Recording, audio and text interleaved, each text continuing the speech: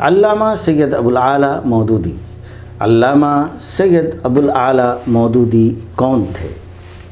سید ابوالعالیٰ مودودی مشہور عالم دین اور مفسر قرآن اور جماعت اسلامی کے بانی تھے۔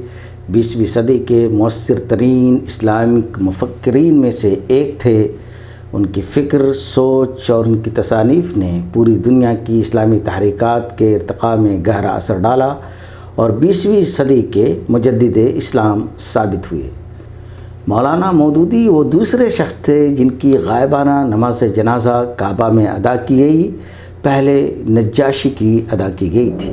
اسلام کی دنیا بھر میں موجودہ پذیرائی سید ابوالعالیٰ مودودی اور دوسرے علماء کرام کی فکر کا ہی نتیجہ ہے، جنہوں نے عثمانی خلافت کے اختتام کے بعد نہ صرف یہ کہ اسے زندہ رکھا بلکہ اسے خانقاہوں سے نکال کر عوامی پذیرائی بخشی۔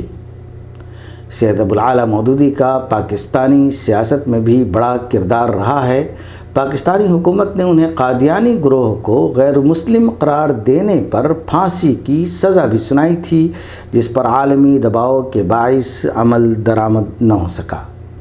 سید ابوالعالیٰ مودودی کو ان کی دینی خدمات کے پیش نظر پہلے شاہ فیصل ایوارڈ سے نوازا گیا تھا۔ آپ کی لکھی ہوئی قرآن مجید کی تفسیر تفہیم القرآن کے نام سے مشہور ہے اور جدید دور کی نمائندگی کرنے والی اس دور کی بہترین تفسیروں میں شمار کی جاتی ہے۔